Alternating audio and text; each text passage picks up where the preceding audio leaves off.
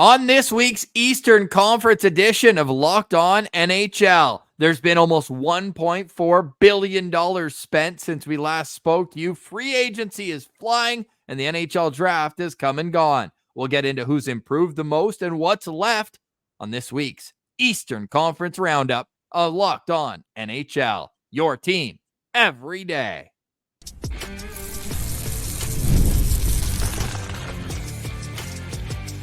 You're Locked On NHL, your daily podcast on the National Hockey League. Part of the Locked On Podcast Network, your team every day.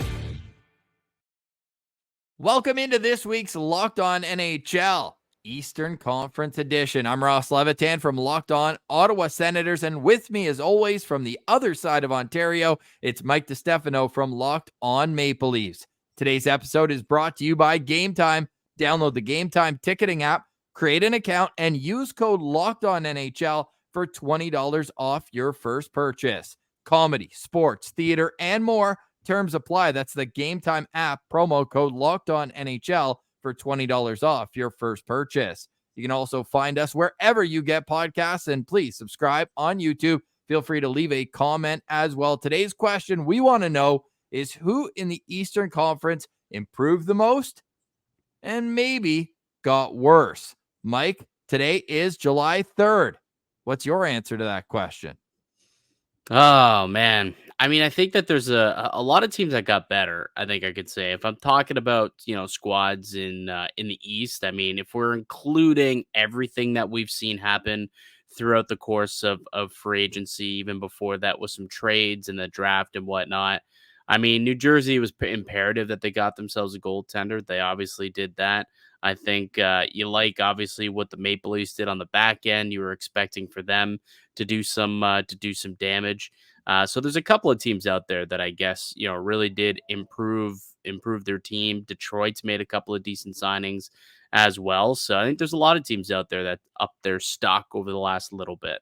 And it feels like kind of the year of the goalie shuffle in the Eastern Conference. Markstrom in New Jersey. Obviously, both of our teams got new goalies. For you, it's going to be a tandem situation. Joseph Woll, who re-upped already, and then Anthony Stolarz coming in with one of the best numbers in all of last season. Him and Laurent Brossoit, the two backups on the two best defensive teams, were able to put up unbelievable numbers. Then you look, already mentioning Jacob Markstrom, and Detroit seems like they're collecting a couple goalies. They go with Cam Talbot as well to supplement Ville Husso and Alex Lyon there in Detroit.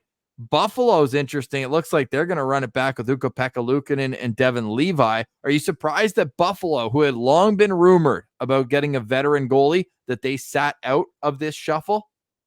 Not too surprised, just because I think they finally started to get good goaltending out of those two later in the season last year. Ukko-Pekka Luukkonen turned out to have a really solid back half of the year. I mean, there was like a 6-week stretch there where he was, almost got the Sabres back into the playoff push toward the end there.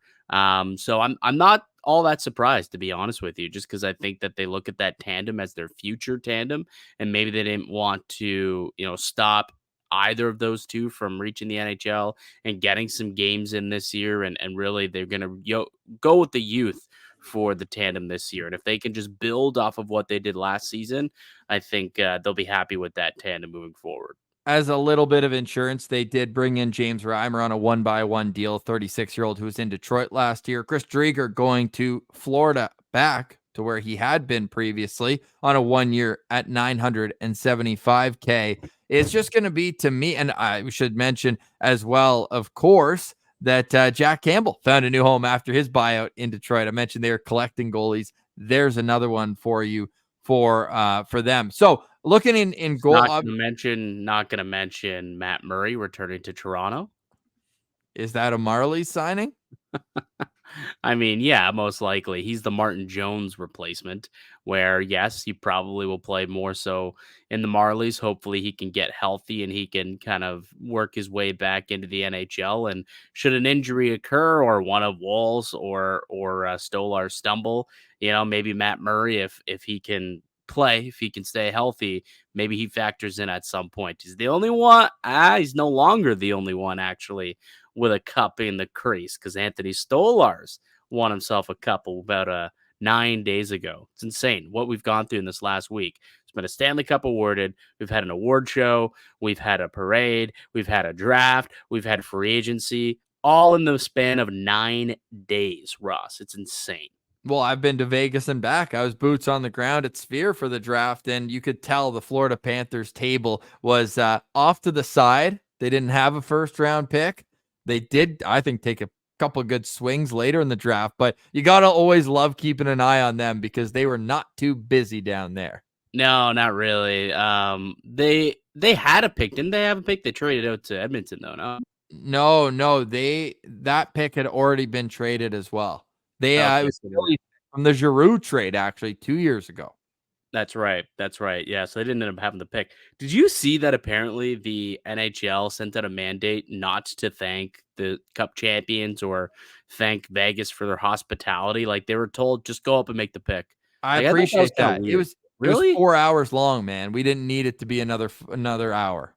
I know, but like apparently people didn't like that out in Florida. Like Elliot Friedman was saying that there was some rumblings out of Florida that they didn't appreciate that this of all years they're going to stop being congratulated for winning championships. Of course, it's their year that they win, and even Vegas not getting like appreciate the hospitality. Like no team said hello to their draft parties back in Joe Schmo Bar or wherever. I don't know. Like that's kind of the fun stuff that goes along with the draft process and. Felt like it was missing, Ross. I don't know. I'm old school. What can I say? It was still a 4-hour event, though. So at some point, you got to say, hey, we got to get a move on here. But it was super cool. I mean, the sensory overload, and your Leafs put in the video upside down. I don't know what that was all about, but everybody else nailed it. What do you mean? There was a huge video of highlights as the team was making their pick. Yeah. And the Leafs video played upside down in the Sphere. I did not know this. What morons. It was tough. I actually lost my voice booing as it was up there saying we didn't pay to see it upside down. Obviously wearing my Sens jersey, having some fun there. But also cool, and last point about the draft, because we got to get into this free agency recap. So much has happened to the balance of powers in the National Hockey League. I also want to check out at FanDuel, our friends over there, see how the odds are ever shifting in the Stanley Cup race already. It's never too early at FanDuel to check out the odds for next year's Stanley Cup. But what I loved about the draft is that the highest percentage of one team's jersey there is like 7 or 8%. You know what I mean? There's just such a widespread collection. You see all these people who are there supporting the players. So there's a lot of junior jerseys. There was, especially on day 2, Mikey, the pop that you can hear when the family section, right? They're all together up there when their kid's name or their, relative or family friend gets named, the little pops around the Sphere. It's such a cool environment. These kids getting their dream of being drafted to the NHL. Yeah, I've been lucky enough to be able to attend a draft myself. I was at the Matthews draft. It was in Buffalo, so it wasn't too far from me. Didn't have to get on a plane and then have it delayed. That's a story you can tell another day. So just kind of popped over the border, and I was there for day 1 and day 2. And you're right, it's a lot of fun kind of being down in the bowl where all these families are getting picked, and it's their happiest day of their lives, and everyone's super stoked, and it's really, really cool. 2 things. One, what was the better intro, Michael Buffer or Celine Dion? Who had the better pick? And second of all, was there any talk within the people in the arena at how dull the Vegas Golden Knights draft selection was, given it's Vegas? They do everything to the tits and just a lackluster selection. Yeah, maybe a little bit. I think also the fans were booing them day 2 when they traded Logan Thompson. He's a fan favorite. He was at a signing the night before, like an after party. He was the special guest. Now, he had asked for a trade, so it probably wasn't as much of a surprise. But so hold on. Time out. Because what was going around in the media, on social media, was that he was in the concourse the second the signing was going down. Like that day, he was in the concourse doing an autograph signing session. I don't know about that, but on the promotional material in the hotel, it's like, hey, come to the after party at this club. Logan Thompson is our special guest. Okay, but then he also had, I think it was an upper deck thing. Yeah. As he was being traded. I believe it. Signing autographs, at the Sphere, out in the concourse somewhere, and then he gets Well, traded, and everyone comes up to him. It's like, "Oh, how you feeling?" And he's just like, "Oh God, I gotta get through this as quick as possible." yeah, no doubt that the balance of power. I mean, Washington, one of the busiest teams. We'll get to that final little draft Yeah, nugget, and I had some fun with this because you talk about how for these kids it's such an amazing day. Well, the end of night one isn't amazing for everybody, especially a draft like this where it's so wide open in the second half of it. There were a lot of disappointed faces of guys who didn't get picked.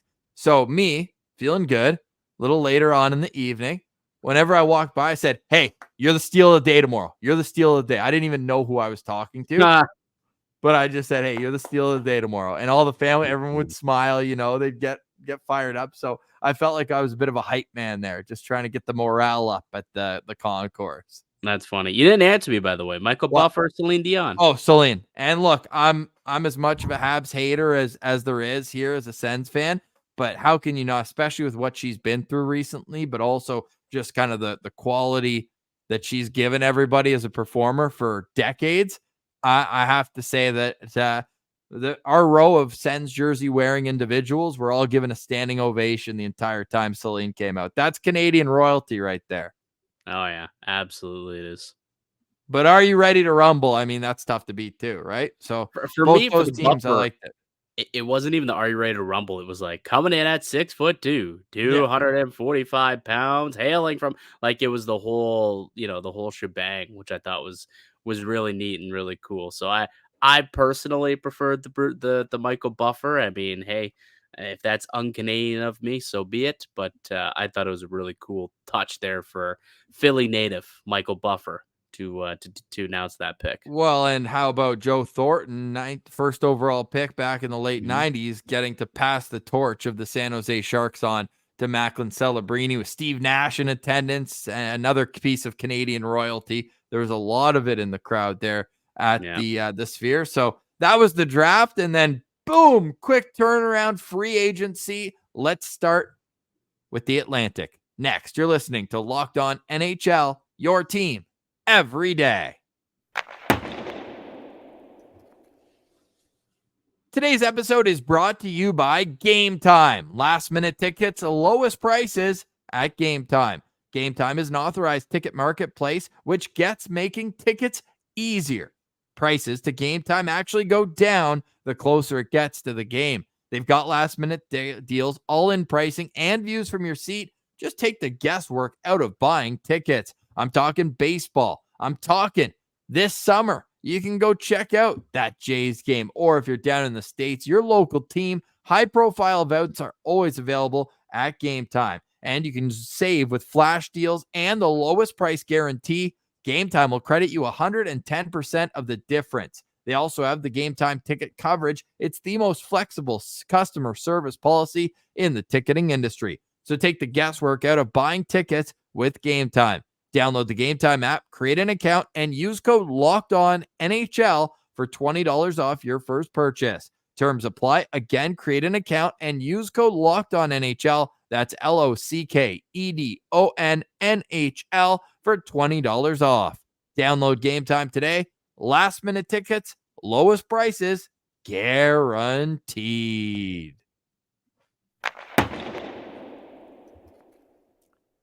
Welcome back, Locked On NHL, your team every day. It's Wednesday, July 3rd. I'm Ross Levitan. You can find my work over at Locked On Ottawa Senators. For more on the Toronto Maple Leafs, go check out Locked On Leafs with my co-host, Mike DiStefano.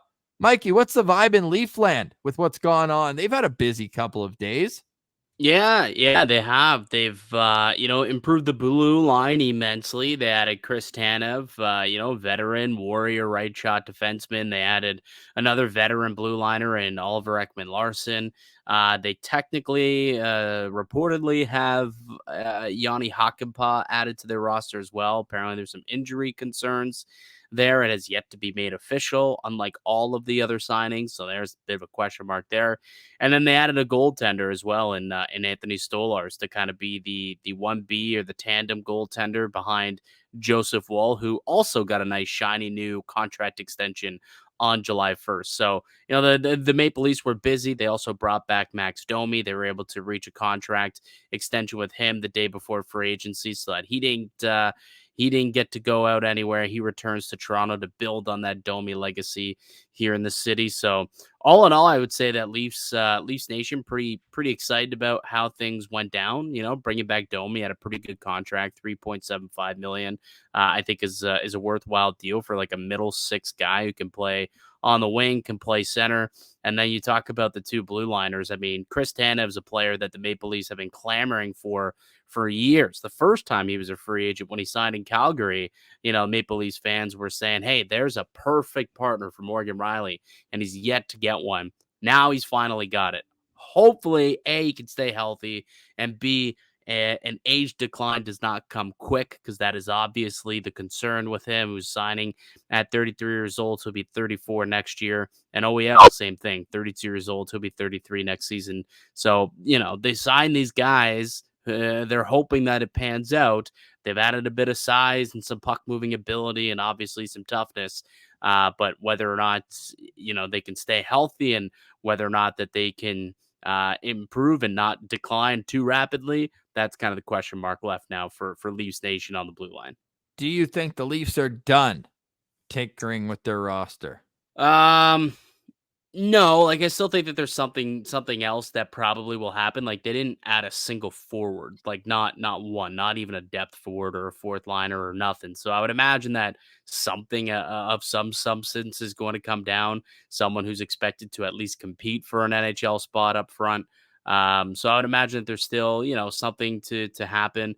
I don't know if you're referring to maybe a Mitch Marner trade still in the works potentially. I don't think that's the case. Like, in my opinion, there was pretty much a deadline of like July 1st. If that didn't happen by July 1, I just don't see it happening at this point. Most teams have used up their cap space, and a lot of other, players that they could have used or that they could have signed if they would have shed that $11 million off their books are now not available. So what's the point? What are you going to use that money on? I guess you could do like straight swap for swap in contracts, but it would have been most ideal if you were going to move on to a Mitch Marner to have that happen before free agency, so you can allocate those dollars and go and get the guys you want to try and improve your team that way. Now that that's come and gone, I think they're going to run it back, roll it back with the same group here. They changed out the coach. Hopefully that's enough. There's talk of potentially switching the C from Tavares to Matthews. Whether or not that makes any impact, I don't know. I don't really care, to be honest with you as well.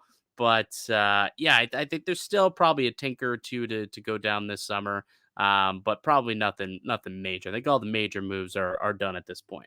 That's the Toronto Maple Leafs. For more on it, go check out Locked On Leafs. Where else you want to go in the Atlantic? Because Tampa obviously stole some headlines moving on from Steven Stamkos, the first overall pick back in 2008.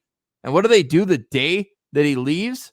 They give an $8 million extension, 4 years, to the guy they drafted second overall the next year, Victor Hedman. They also replaced him with Jake Gensel on a humongous contract. What do you think what Tampa did? I mean, the Hedman thing doesn't really bother me. I don't know why people are pitting those two against each other. It makes no sense. It's the timing. I think you saw those two as the faces of the franchise, and a move on from one, and then the next day spend on the other. I'll take Hedman over Stamkos all day long. I think they made the right choice and the correct choice there. So kudos to Julian Breezeball on that one. However, where I do question what the Tampa Bay Lightning did, like, are they that much better? Like that's a question I legitimately have. Are they that much better? I mean, they moved away. They trade away Mikhail Sergachev at the draft. Big time draft day deal on day 2. Trade him to Utah. They bring in, JJ Moser, like, okay, third pair guy. And then they bring in, a couple other pieces, but nothing of significance. It was really just moving out some cap space so that they could make this, make some signings and make the Ryan McDonough deal work. But ultimately, like, McDonough and Jake Gensel in, Sergachev and Stamkos out. Like, does that really make you that much better? Like, it almost seems lateral to me. Yeah, I think so. I mean, as long as they have Vasilevsky playing at the top of their game, they're going to be competing for a Stanley Cup. I'm not convinced they got better, though. I think other teams got better behind them, but I think the Tampa might be one of those teams that you're just hoping that like a guy like Cam Atkinson could bounce back and give you 50 points. Like, I'm not saying that it's likely, but that's kind of the hope of if they're going to have a successful season, they need a bit of their depth to, I think, step up for them. So that's what I'm looking for if I'm Tampa. But if I'm a fan of theirs, I'm probably a little upset with Brisebois. They obviously became attached to Stamkos, and even though the defensive game has deteriorated a little bit, he still can get goals, and we saw that last season. So, I mean, look, it's got to be tough decisions at this time of a franchise that has won, has had to pay guys, has lost guys because of winning, like Killorn, Palat, go on, get down the list there, and they had to make a tough decision here.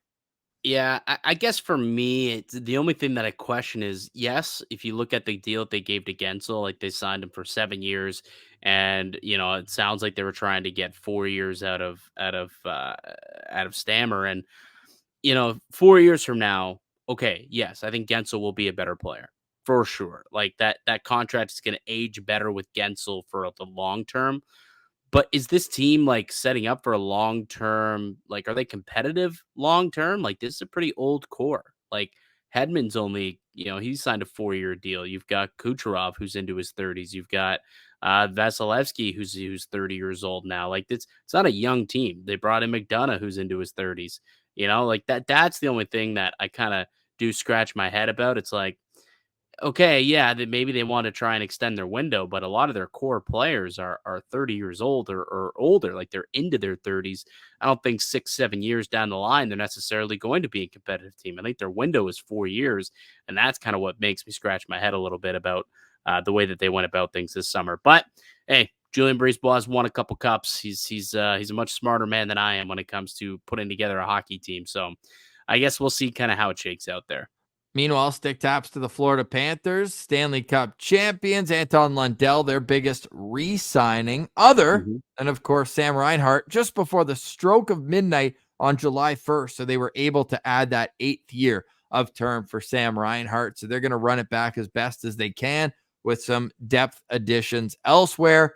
All I'm going to say about the Ottawa Senators is we finally took a swing at a goalie who's actually got a good track record. So we'll see. I'm going to have Ottawa outside the playoffs because I've been a little too ambitious the last couple of years. They're going to have to prove it to me before they get my blessing. But I do like how Steve Stamkos doesn't go with the sexy name or the pick. It does feel like it's more what he feels is going to promote the internal growth from their stars, like adding a Perron, a Matteo, those guys. They're more complementary pieces. You're not asking a DeBrincat or a Chikrin to come in and be like the difference maker to push you over the top.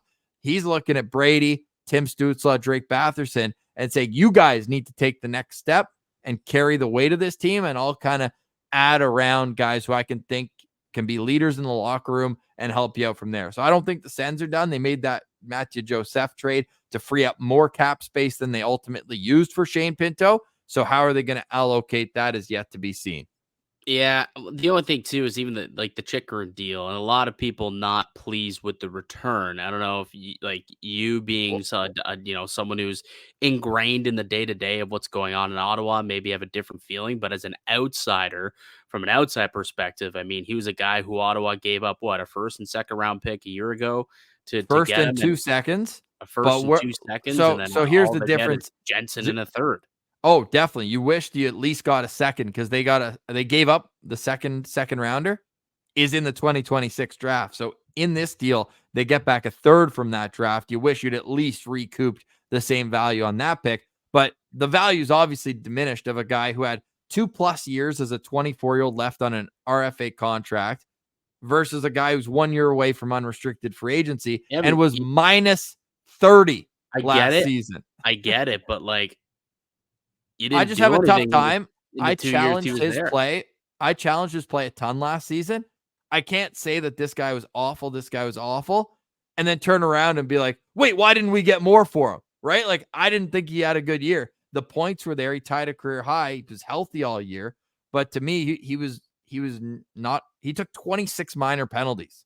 Like, you can't have it. It took 5. I think from that standpoint, it's obviously a drop in value. There's no question about that. But I think the fit with what Ottawa was way too stacked on the left side, I get what they're trying to do. Put him with Thomas Chabot and have him just be a defensively responsible guy. You save $600,000. But ultimately, to me, this is Staios still cleaning up the mess that they left the night before, or the regime before. So, hey, Absolutely. Washington, I want to get to after a quick break. Let's stop for 2 seconds, get to Washington, who not only added Jacob Chikrin, they took a swing on Pierre-Luc Dubois. They got a goalie now in Logan Thompson to add to Charlie Lindgren, who was great last season. They're remaking their team, and that extended into free agency as well with Matt Roy. That conversation is next in the Atlantic versus the Metropolitan. Who got better? You're Locked On NHL, your team every day.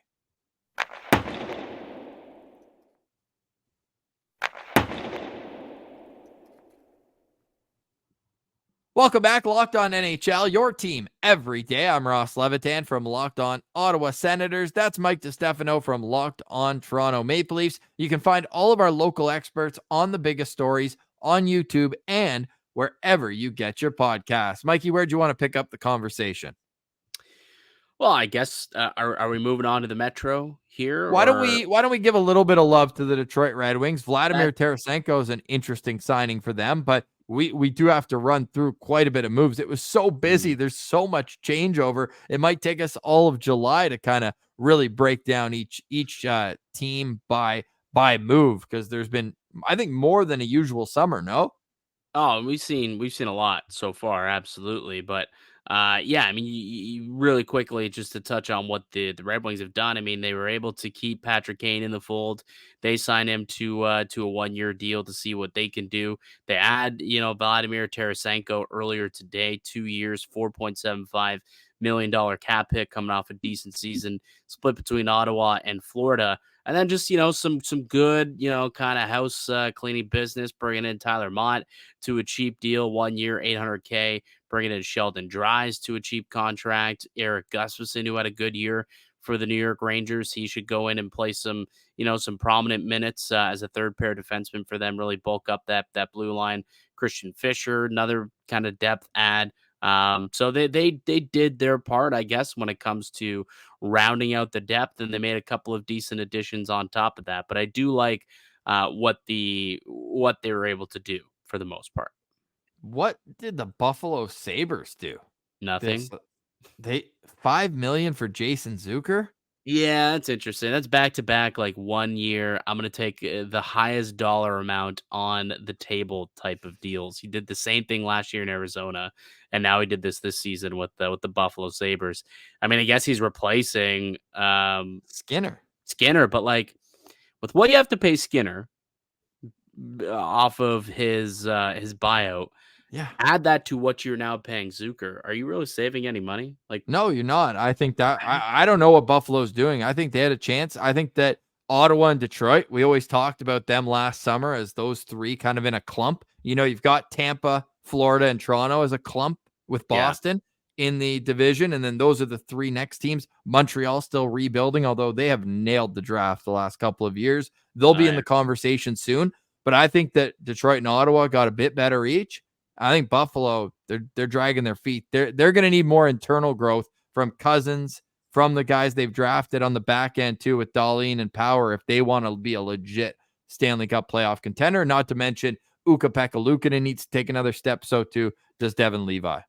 Yeah, that's exactly what they're hoping for, is that internal improvement. I mean, the amount of players that took a step back last year was awfully concerning for the Buffalo Sabres. So, if you look at what they did, it wasn't a whole heck of a lot. I mean, they insulated the goaltenders with James Reimer. We talked about that. But outside of those deals, they honestly didn't do anything. They signed Sam Lafferty and Nicolas Aube-Kubel, a couple of fourth-line players.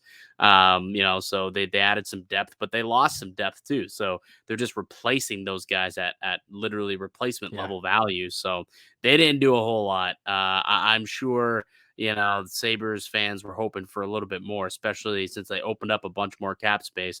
I'd imagine that they had their Stokes and a couple fires, but nothing came to fruition. We'll see what they end up doing. Really quickly, though, I think the last team that we should touch on in the Atlantic before moving on to the Metro, the Boston Bruins. They made some big time additions.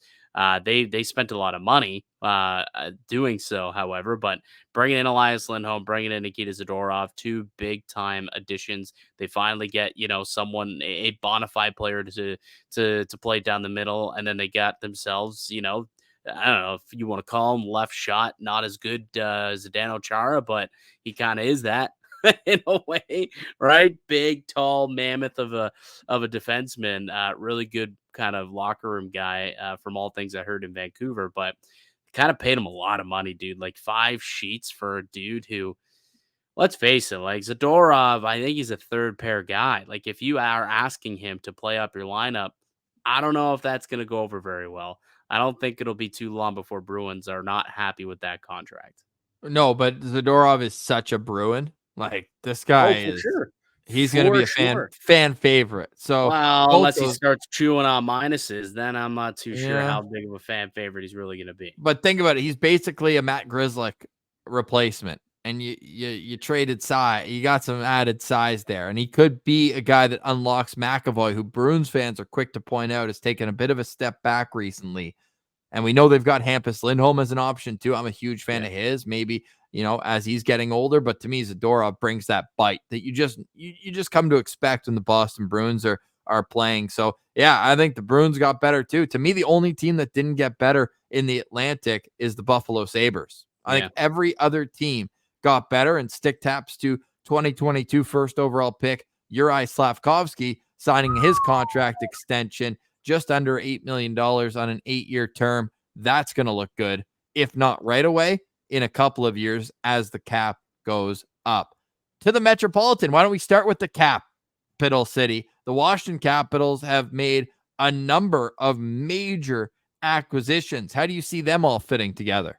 I don't know what's going on in Washington. I mean, they've made a lot of deals here, and currently they're over the cap. I was taking a look; they're over the cap by like $13 million. Now they got a couple. That's why guys they bought the website. Well, they're going to be on help them. Hey, you would think, right? They got a couple guys who are going to be on LTIR, obviously, and they'll get cap compliant. But you look at the additions that they made since their season has ended. They added Pierre-Luc Dubois at full pop. They added Andrew Mangiapane at full pop. They signed this Alexei Protas guy to like $3.3 million extension. Carter McMichael, 2.1 extension. Brought in Brandon Duhaime at 1.85. They added to the blue line with Matt Roy at 5.75. Obviously, we just talked about the addition of Jacob Chikrin on the blue line at $4.6 million. Like they just spent so much money this offseason. And I think you're looking at a team where you're looking at an ownership, and it's like, we got to insulate Alex Ovechkin with as much as we possibly can and make sure that this team is a playoff team as long as he's here. And we got to give this guy some help to get him to that goal mark. Like that's the point, right? He's got to pass Gretzky when it comes to goals. And I think that making these additions just overall helps the team, which should help him in the long run accomplish that goal. That's all they want to do at this point. I'm convinced of it. They made a lot of moves and a lot of bargain deals. Like they had a lot of cap space, and teams were willing to kind of dump off some players, like a Mangiapane. They gave up a second round pick for him. I thought that was a great deal to get him. And then I already talked about Chikrin. I thought was a good, buy low bet. They made a couple of them, and we'll see how they pan out. But I think Washington did themselves a lot of real good this past week. I agree with that. And what I really think is important for them too is they haven't traded any of their upcoming first round picks, because at some time soon they will need to retool, rebuild, get more prospects as Alex Ovechkin does ride off his amazing Hall of Fame career into the sunset at some point over the course the next time. So they added all these players, but they didn't really give up that high pick that they are going to need over the course of the next number of years. But they were the busiest team. But elsewhere in the Metropolitan Division, where do you want to go next? I mean, the New Jersey Devils, you talked about right off the bat. I think getting Brendan Dillon on the back end, like now you look at it, they've got their young up and coming studs, the Hughes and the Nemiches of the world. Pesce. Let's not forget about Pesce. So between Dougie Hamilton, Brett Pesce, and Brendan Dillon, you have 3 legit veterans back there.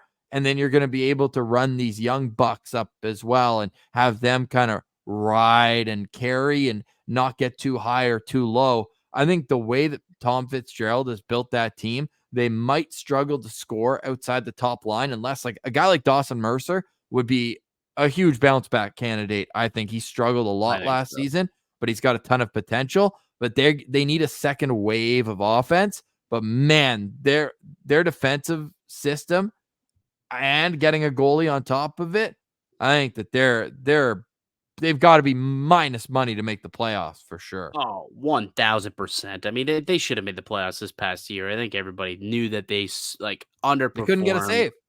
They underperformed so bad, and yeah, they couldn't get a save. I think their team save percentage was like 888 or something like that when I checked. I can And relate. now they've got a goaltender, right? In Jacob Markstrom. You talked about improving that back end. I spoke to Trey from Locked On Devils, and that's what he said. He said, "Yep, getting Markstrom in place is step one, but they got to make sure that they rework the blue line because you still got to have a good blue line if you got to help your goaltender out." Well, they've done that now with the additions that they've made, and they kind of reshaped that blue line on the fly, really making some big time additions. And Luke Hughes, Simon Nemec, you're expecting big things out of those kids. And didn't they also brought in another like mutant tall defenseman too, didn't they? I Well, could have they sworn they traded made. away Kevin Ball I know, and they in the March. replaced him. They replaced him with somebody. Who they replaced him with? By the way, Hold on. while you're looking for that, Mikey, they are minus 430 to make the playoffs according to FanDuel. So yeah. Yeah, that would make a lot of sense. Maybe they traded for someone. I could have sworn I said, "Oh, there's the Kevin Ball replacement." Well, I they can't remember what traded it was. John Marino, but that was to make room for No, Brett I know, Pesce. but I thought they made like an additional, like a small deal, not like a big time move, but some like a 6th, 7th defenseman type of guy who's just big like that. I Oh, just well, they remember. got Jonathan Kovacevic. That's probably who you're thinking about. Oh, maybe it was Kovacevic And they as brought that back move. Curtis McDermott too. Jonas Siegenthaler Yeah. back there. Man, their D is loaded. Yeah, no, it is like they may be in a situation where they might be looking to move off of one now at this point. Yeah. And teams I'm sure would be putting their hand up. Yeah, I'll take one of those players, Whew. but I think for sure they're a team that when you look at the standings from year to year, I think they're going to put up more points and probably are the team that improved the most over the course of this offseason. And they changed out the coach and got a pretty good one in Sheldon Keefe behind the bench too. So if we're talking about a team that I think has won the offseason so far, doesn't mean a whole lot as you would know, being the I winners of the definitely know. offseason. But to this point, I think it's got to be the New Jersey Devils.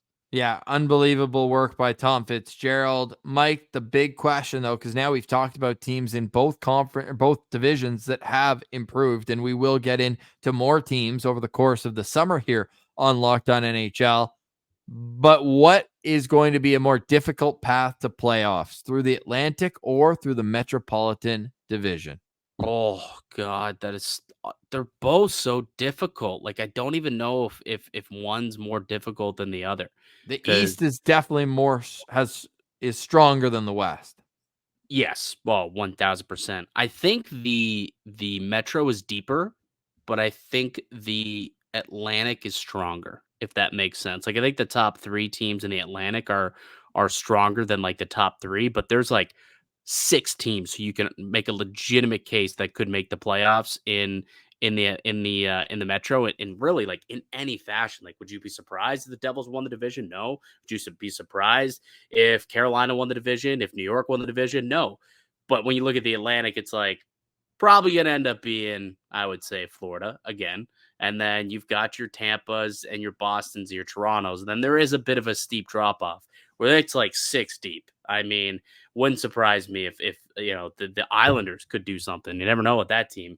What they're able to do. They always seem to shock the world. So I think that's probably how I look at the breakdown between the two divisions. Hell yeah. I'm just hoping that the year we finally see that push from the Ottawa, Detroit, Buffalo crowd, because that would make the Atlantic, I think, far and away better, because I think the quality at the top of the Atlantic is stronger than the top of the Metropolitan Division with those 4 teams that you mentioned.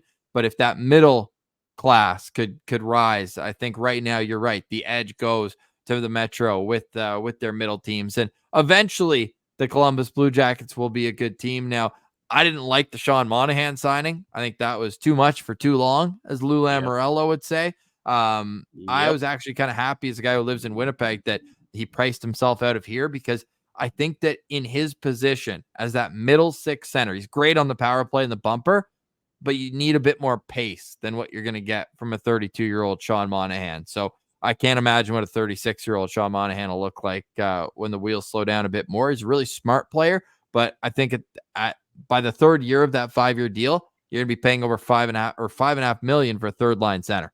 So is that going to be good? Now, if Adam Fantilli's still on his entry level for that last year, maybe you can get away with it. But I'm a little curious about that one.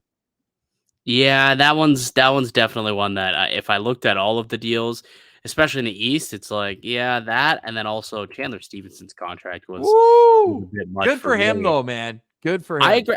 I think, like, I thought I was a bit on the high side, saying, like, I think if the Leafs, they really wanted him, I'd be okay at 5.5. Yeah. For like 4 or 5 years. Yeah. 6.25 for 7 years. Woo-wee. Good for big you, money. buddy. Hey, big money. Joel Edmondson's contract in LA. We'll see how that one ages. But what we can tell you is we'll be back next week to break it all down. For more from us, go check out Locked On Leafs with Mike DiStefano, Locked On Senators with myself. Any final thoughts, sir? Yes, the player I was thinking of that they added as the replacement for Kevin Ball was their first round draft pick, Anton Siliev, who's 6'7", 211 pounds at just 18 years old. So I knew there was a player that in my head I was like, oh, there's the Kevin Ball replacement. Maybe not this year, but certainly going forward, they've got another mutant on the back end. Now we'll pass it over to Power Rankings Thursday. This has been another edition of the Locked On NHL podcast. Your team every day.